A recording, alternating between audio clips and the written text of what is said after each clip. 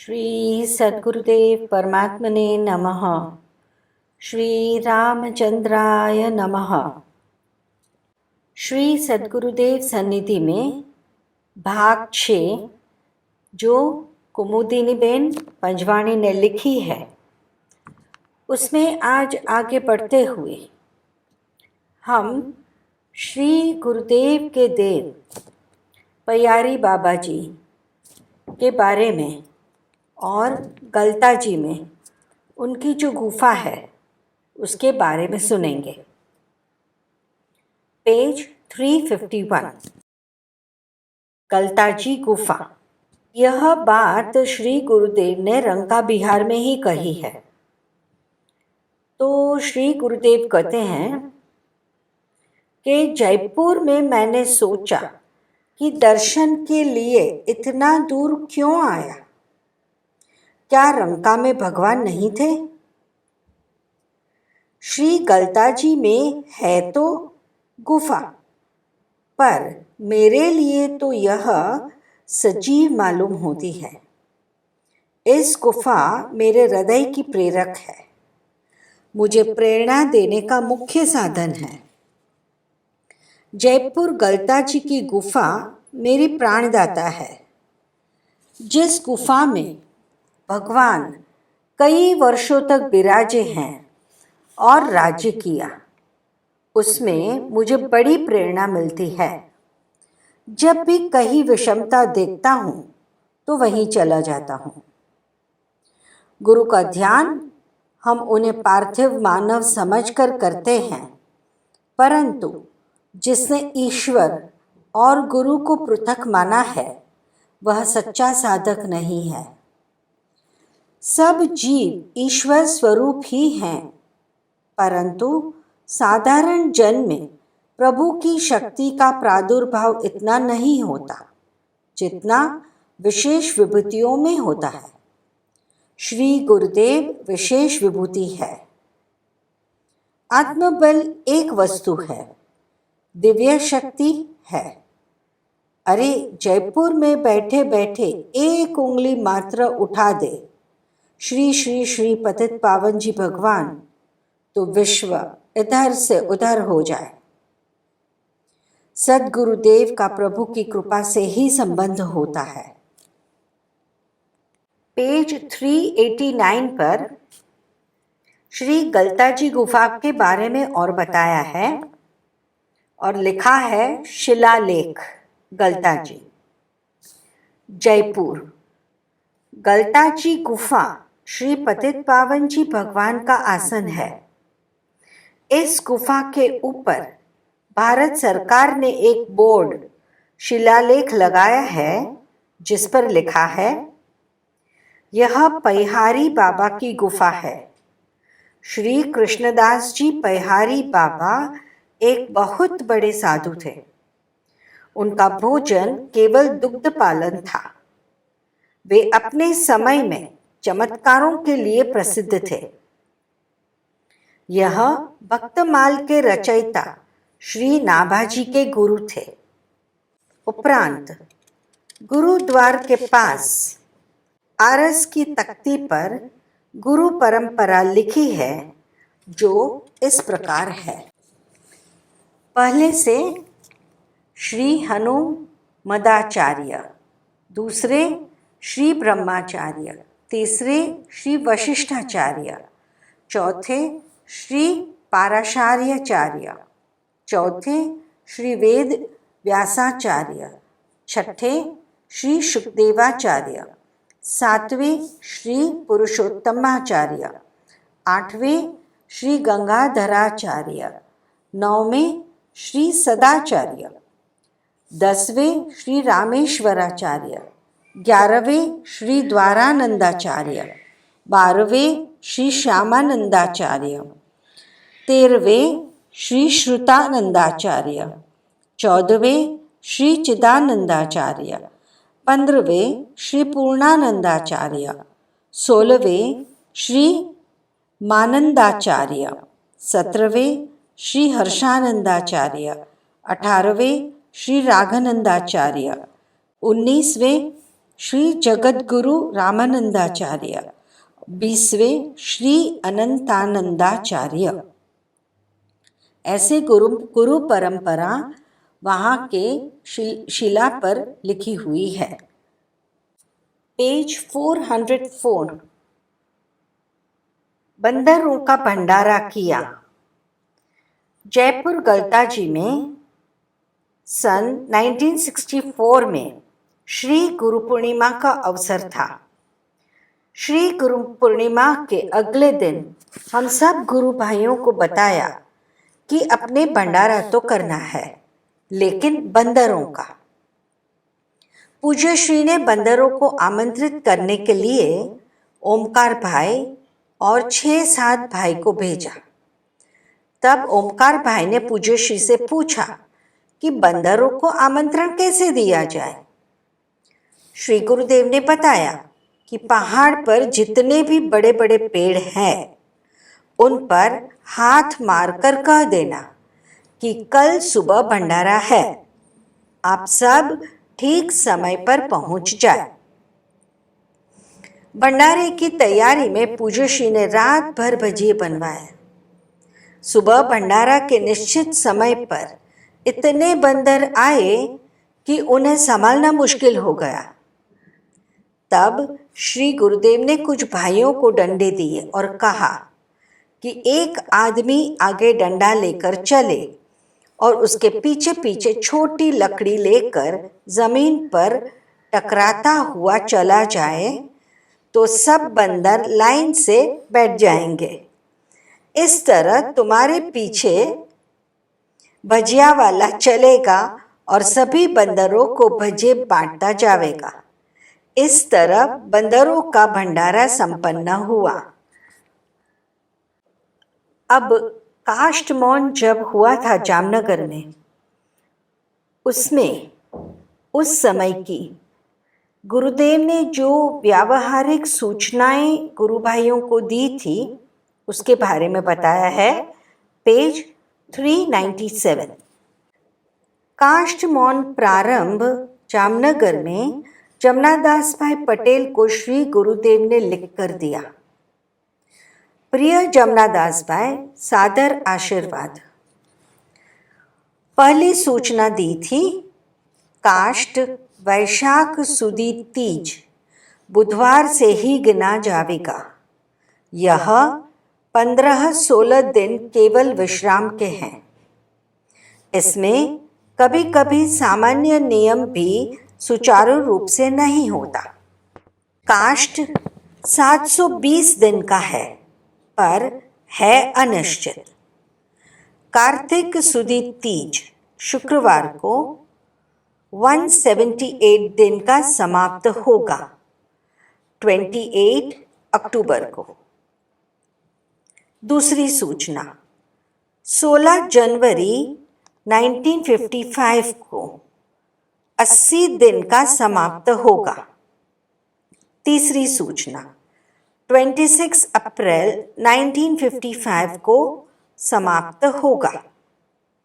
यह 1 वर्ष 358 दिन का होगा। आगे 362 दिन का वर्ष होगा। वह सब भगवत इच्छा पर निर्भर है। अब और सूचना दी है। जमनादास भाई, काष्ठ में स्वतंत्रता जैसी कोई वस्तु नहीं है कि इच्छा अनुकूल उठना बैठना हो सके। उसका काल अनिश्चित रहता है। इसी कारण कहा नहीं जा सकता कि कपाट को यथा समय में खोल सकूं या न खोल सकूं। आप वस्तु रखना, जब तक ले सकूंगा लेता रहूंगा। भोजन के बारे में दूसरी बात बताई। आटा बराबर 1 मास में रखा करें। 1 मास आटा बिगड़ता नहीं है। और यदि उठा न सकूं तो चिंता करना नहीं। आप ठीक सुदी तीज को रखा करें। बटाटा यानी आलू पहले दिन ही छोड़ दे। आपने माँ की परंपरा का अनुकरण करना प्रारंभ कर दिया। सूखा साग, सूखा मेवा, यह सब गैर उपयोगी है। तुमको ऐसा विचार ही क्यों आता है? भला यह भी बद्री नारायण भगवान का मार्ग है कि सिकेले यानी भूजे चने भी चाहिए। यह काष्ठ क्या हुआ? नटों का तमाशा हुआ। मुझे किलेश्वर जैसा रहने दो तो अच्छा। मुझे सब स्वीकार है बाबा। आपको नाराज नहीं करना है तो है। हरी भाई को लिख दिया, वह बिल न मांगेंगे। यह तो पुष्कर में नक्की हो चुका है कि काष्ठ में भोजन अथवा अन्य व्यवस्था जमनादास भाई के ऊपर ही होगी। कोई का उसमें कोई कार्य न करना होगा। इसमें राग की बात ही क्या है? सबको भोजन करना चाहिए और चाबी जमनादास जी को रखना चाहिए। चाबी कभी भी किसी भी दशा में जमनादास भाई किसी को न दे और अपने भी चाबी का गैर उपयोग न करे। जैसे चौथ, रामनवमी, श्री गुरु पूर्णिमा आदि आदि उत्सव पर खोलना या खोलने का कारण ढूंढना अनुचित होगा। हाँ, वस्तु रखना और चले जाना चाहिए, पर स्मरण रहे कि केवल जमनादास जी के अतिरिक्त कोई दूसरा वस्तु भी न रखे और न रखने की चेष्टा को। ऐसा मैं पुष्कर में नक्की हुए अनुसार चाहता हूँ। एयर टाइट की जरूरत नहीं है। यह सब प्रपंच रहने दो।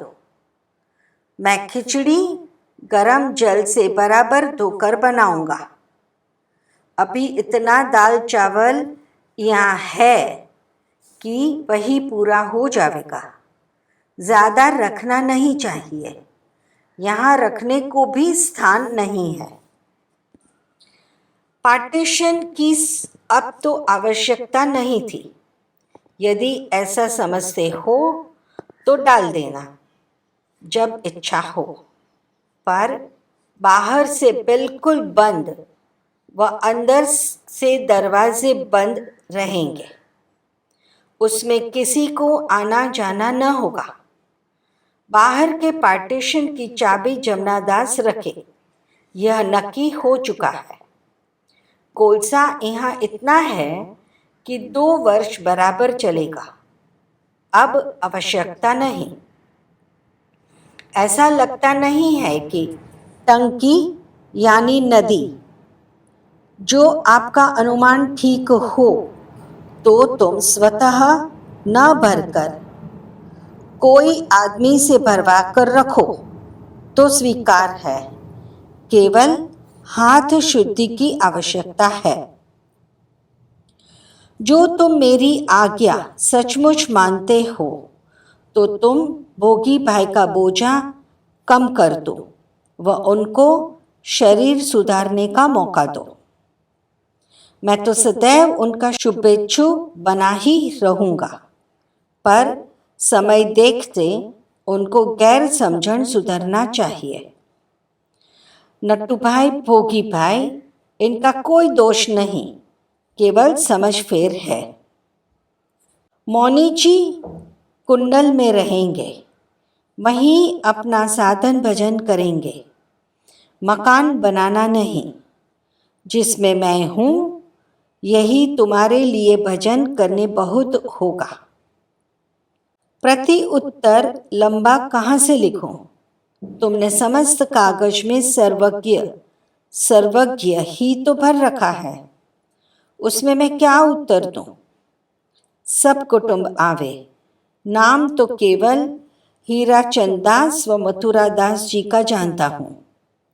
जो आना हो और बराबर आना हो तो भले आवे, बस ना। हाँ हाँ, टेका दो ना। अब और आगे गुरुदेव बताते हैं पेज 398 पर, 2 वर्ष इतना तो करें, अब क्या करना है सो गुरुदेव बताएंगे। वो कहते हैं टेका दो ना। इस 2 वर्ष के लंबे समय में हमें कुछ न बन सके तो इतना तो करें। पहला, मन से, वचन से व शरीर से कपट छोड़कर भगवान श्री राम भद्र जी के प्रपन्न होने का प्रयत्न करें। दूसरा, कोमल चित्त बनना, कठोर बोलना, कठोर क्रिया करना, कठोर विचार छोड़े तब कोमल चित्त बने। तीसरा, दीनों पर दया, दीन के कष्टों को मिटाने में यथाशक्ति प्रयत्न करना। 4, सबका सम्मान करना और अपने मान चाहने की स्वप्न में भी इच्छा न करना। 5, वैराग्यवान बनना, यह जगत के भोग परिवर्तनशील होने से विनाशशील है, ऐसा दृढ़ निश्चय होना व इनमें उपरति होना। 6, सरलता, किसी भी प्रकार का छल कपट आदि का न होना।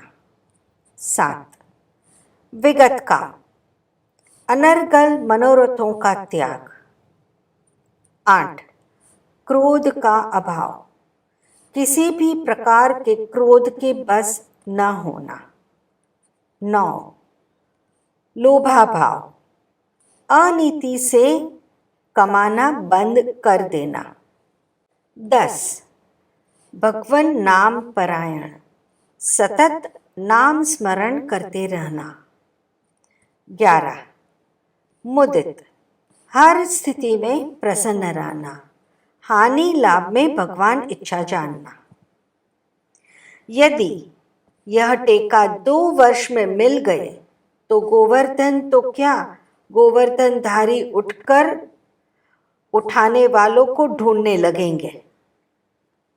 भोजन विषय में थोड़ा व्यवहार में त्रुटि आवेगी और परिणाम अच्छा आवेगा।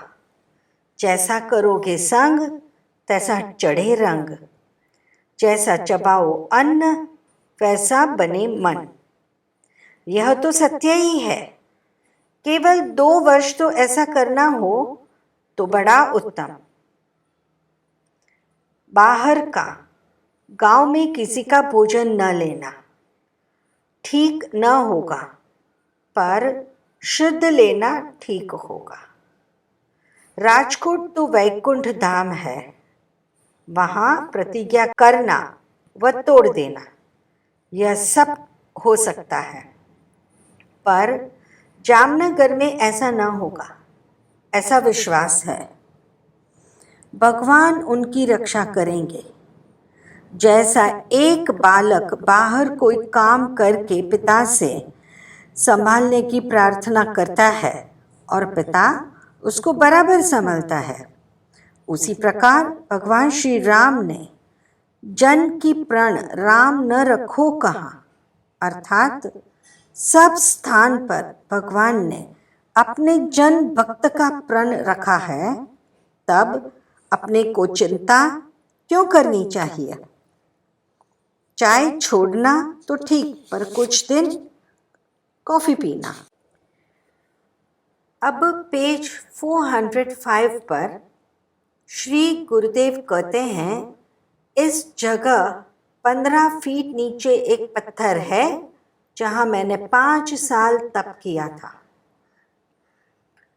गुरुदेव बताते हैं 1956 में पूज्य श्री जामनगर में विराजते थे। श्री गुरु पूर्णिमा का प्रसंग नजदीक था। सब गुरु भाइयों ने निर्णय किया कि श्री गुरु पूर्णिमा के दिन पूज्य श्री का पूजन सुबह 6 बजे भावनगर, दोपहर का पूजन राजकोट में और शाम का पूजन जामनगर में होगा। मैं यानी कुमुदबन और राजकोट वाले प्रयाग भाई पूज्य श्री को लेने को पूर्णिमा के दिन भावनगर पहुंचे। भावनगर में गुरु भाई जानबूझकर पूजन में देरी कर रहे थे। तब श्री गुरुदेव ने नाराज होकर गुरु भाइयों से कहा कि मैं यहाँ इसलिए आता हूँ कि इस जगह लगभग 15 फीट नीचे एक पत्थर है जहाँ मैंने 5 साल तप किया था। इतना कहकर पूज्य श्री ने आवाज लगाकर कहा, बाबू भाई गाड़ी निकालो और चलो। फिर हम राजकोट के लिए निकले। रास्ते में गाड़ी की ब्रेक फेल हो गई, इसलिए मैं गाड़ी धीरे से चलाता था। पूज्य श्री ने कहा, गाड़ी तेज चलाओ। मैंने गाड़ी की गति तेज कर दी। अचानक रास्ते के बीच में भेड़ बकरियों का झुंड आ गया। मैं घबरा गया, आंखें बंद कर ली। जब मैंने आंखें खोली और पीछे देखा तो आश्चर्य हुआ कि भेड़ बकरियों को कुछ भी नहीं हुआ और गाड़ी रास्ते पर चल रही है। यह है सद्गुरुदेव की कृपा। पेज 386 पर श्री गुरुदेव के पद हैं जो अभी हम सुनेंगे। श्री गुरुदेव कहते हैं, कटके कटके भर दिया इन सब ने मेरा थैला। बराबर भगवान पूरा करे जो मन न होए मैला। विनय पत्रिका नित पढ़े ग्रही व अवधूत। बना छाय नहीं छू सके सपने में यमदूत। यह पत्रिका रघुनाथ की करे पाठ लय लाए। बना राम पद अमल रति मोह शोक भ्रम जाए। हरिपद विमुख न सुख लह्यो रवि शशि की गति देख। मन नैन नते पृथक में पावत दुख विशेष। बना दास जो सुख चहे तो यह मार्ग धार। श्रुति पुराण बुध कहे अरु भजिय राम उदार। बना बना सब कोई कहे बना बने नहीं कोई। बना सत्य तो हित बना दिनों है जग खोए। मदातीत माया रहित मंगल मोद स्वरूप। मदन मथन को भज बना नहीं पड़े भवकूप। अनारंभ अद्वैत अज अमित अनामय वेद। अचल अनज्ञ हरि रूप लख बना मिटे भवखेद। बहे ज्ञान अज्ञान में भक्त अभक्त स्वभाव। कर्मठ कर्म न जानहि कली को बना प्रभाव। दान दया करुणा रहे रहे शील गुण ग्राम। तहाँ बना धुन धर घर घर बसे सिया सहित श्री राम। पेज 382 पर श्री गुरुदेव की वाणी और सुनेंगे क्या बताते हैं। दतुरा से सोने का 100 गुना कैफ है। राजकोट, तारीख 14/10/1963। श्री गुरुदेव कहते हैं, कनक से कनक की 100 गुनी मादकता अधिकतर। कनक यानी धतूरा, कनक यानी सोना सुवर्ण। कनक से यानी धतूरा से कनक का यानी सोने का 100 गुना कैफ है। सोना जिसके पास आया उनको धतूरा से 100 गुनी मादकता आती है। धतूरा का कैफ निर्द्वंद्व है। सोना वो पैसे वाला मानता है कि मैं ईश्वर हूँ, सिद्ध हूँ, बलवान व सुखी हूँ। सोना यानी सुख, ना यानी नहीं, अर्थात जिसमें सुख नहीं है वह है सोना। जो सोने नहीं देता वह है सोना।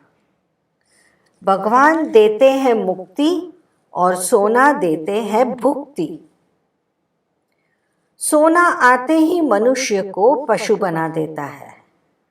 उसे ख्याल रहता है कि मेरे पास पैसा है। मानव का स्वाभाविक गुणों का तिरोधान सोना कर देता है, पशु बना देता है। पैसा जरूर है, आते ही बैठने नहीं देता है। पैसा जहर है, आते ही बैठने नहीं देता है। पैसे वाला दूसरे को हीन दृष्टि से देखता है। मैं कुछ हूँ ऐसा अभिमान बढ़ जाता है और भाषा में अबे तबे शब्द आ जाता है। आहार, निंद्रा, भय, मैथुन, वह अविवेकी पैसादार का ख्याल है। जो दतुरा और सोने का मार्जन अर्थात शुद्धि न हो तो दुर्गुण रहता है। पैसे का मार्जन दान है, दतुरा का मार्जन खटाई है। पैसा शुद्ध होवे तो बलवान बना देता है। साधु की सेवा करो, साधु का स्वभाव परानुग्रही होता है। कहते हैं, गरज पड़े कछु और है, गरज सरी कुछ और। तुलसी भावर के परत, नदी सिरावत मोर। भावर यानी वर वधु द्वारा की जाती अग्नि की परिक्रमा। परत यानी पूर्ण होने के बाद। मोर यानी मुकुट यानी मोड़िया। लग्न होने के बाद मोड़िया को नदी में डाल देते हैं क्योंकि गरज पूरी हो गई।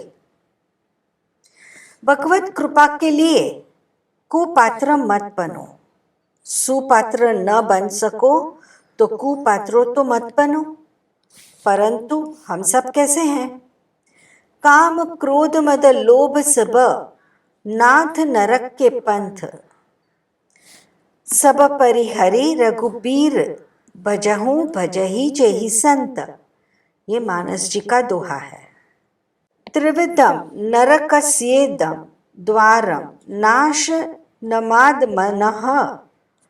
काम क्रोधस्थ लोभस्थ मादे तत्र यम त्यजेत। गीता जी 16 अध्याय 21वां श्लोक। यह तीनों को निकालो, त्याग दो। उज्जैन में तारीख 5/12/1965। प्रवचन शाम 5 से 8 में। श्री गुरुदेव कहते हैं, किसी भी राज्य को 4 वस्तु होना चाहिए। मित्र पड़ोस देश से अच्छा संबंध, अच्छा अर्थकारण, अच्छी मिलिट्री सेना और अच्छी राजनीति। डॉक्टर गज्जर की पुत्री अरुणा के लग्न प्रसंग में श्री गुरुदेव के पास कृष्णा बहन, कुमुद बहन, दमयंती बहन, बस्ती आदि बैठे हैं। श्री गुरुदेव ने कहा, पुजारा यानी एच जी तो जब मेरा काम होवे तब मेरे पास आता है। जो गुरु को घर पर बुलावे तो पैसा खर्च हो जावे। तो एक जी पुजारा ने कहा, रामायण में श्री राम जी गुरु वशिष्ठ जी को कहते हैं कि आपका मेरे घर आना उचित नहीं है। उसके ऊपर श्री गुरुदेव जवाब देते हैं, गुरु विशाल भाव है, यह कोई भक्ति गुरु के लिए नहीं है।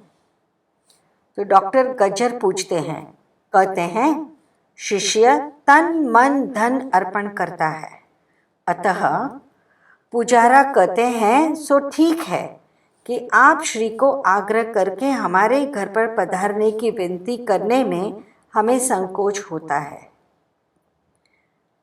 इसके उत्तर में आप श्री ने अष्टावक्र जनक जी का दृष्टांत दिया।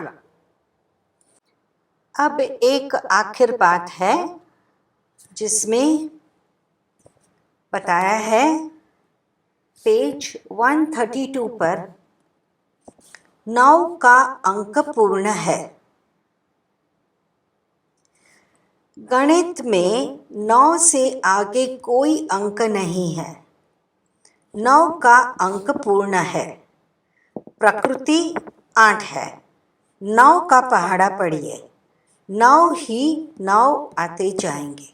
जैसे कि 9 मल्टीप्लाई बाय 2 यानी 18, और 18 में भी 1 प्लस 8 इक्वल 9। इसी तरह 9 मल्टीप्लाई 3 27, और 2 प्लस 7 इक्वल 9। 9 मल्टीप्लाई 4 इक्वल 36, और 36 माने 3 प्लस 6 इक्वल 9। 9 मल्टीप्लाई 5 इक्वल 45, यानी 4 plus 5 equal 9। 9 multiply 6 equal 54, 5 plus 4 यानी 9। 9 मल्टीप्लाई 7 यानी 63, यानी 6 प्लस 3 इक्वल 9। इसी तरह 9 पूर्ण ही है। 9 के आगे शून्य है और कुछ नहीं। शून्य लगाने से 10 गुना हो जाता है, घटता नहीं है, यानी ह्रास नहीं होता।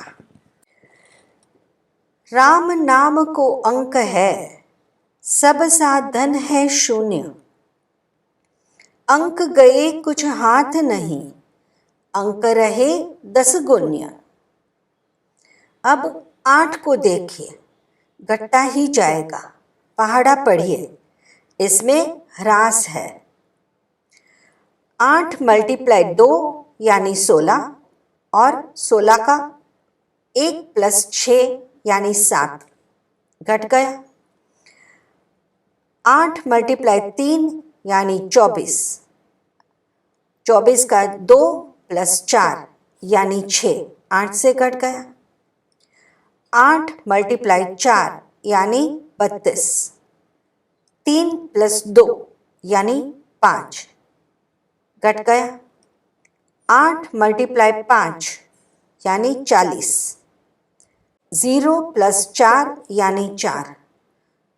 तो क्रम कैसा है कि पहले 7 से घटा 6 से घटा 5 से घटा 4, तो इसमें ह्रास है।